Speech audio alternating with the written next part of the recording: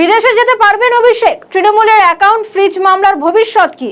আজকে একেবারে সুপ্রিম কোর্টে শুনানি ছিল। সুপ্রিম কোর্টের তরফ থেকে একেবারে বলে দেওয়া হয়েছে হাইকোর্টকে 1 সপ্তাহের মধ্যে জানাতে হবে কেন অভিষেক বন্দ্যোপাধ্যায় তিনি বিদেশে যেতে পারবেন না। এবং স্বাভাবিকভাবেই সুপ্রিম কোর্টে ফের একবার ধাক্কা খেলেন অভিষেক বন্দ্যোপাধ্যায়। তিনি পরবর্তীতে বিদেশে যেতে পারবেন কি পারবেন না সেটা তো অনেক পরের প্রশ্ন, কিন্তু এটা নিয়েও রীতিমতন রাজনীতিতে চর্চা চলছে একেবারে বেশ কয়েক মাস ধরে। আজকে বিজেপি নেতা দিলীপ ঘোষ বলেন কি করবেন, বিদেশে ঘুরে আসুন। বিদেশ যেতে চাইছেন, আজকে সুপ্রিম কোর্টে তিনি মামলা করেছেন, দ্বারস্থ হয়েছেন যে বিদেশ যেতে চান। এখানে কোনো কাজ নেই তো, অভিষেক ব্যানার্জি কি করবেন? বিদেশ ঘুরে আসুন। রাহুল গান্ধী মাঝে মধ্যে 1-2 মাসের জন্য ফেরার হয়ে যান, খুঁজে পাওয়া যায় না। আমার মনে হয় সেই কালচারটা নিয়ে আনতে চাইছেন। আচ্ছা, জয় গোস্বামী তিনি কালকে বলেছেন তিনিও নাকি তৃণমূল আমলে থ্রেড কালচারের শিকার।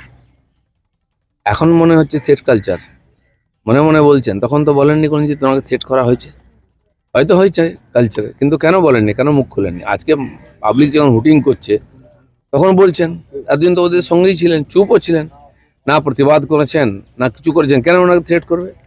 আরজি করের যে আন্দোলন হয়েছে তাতে গেছেন ওনারা? এটা তো কোনো রাজনৈতিক আন্দোলন ছিল না, এটি মেয়ের হত্যার প্রতিবাদে সমাজের প্রতিবাদ ছিল। তাকে তো অংশগ্রহণ করতে দেখিনি এই লোকে। তো আজকে পরিস্থিতি খারাপ, মানুষ জিজ্ঞেস করছে যে আপনি কোথায় ছিলেন, দোষের কি?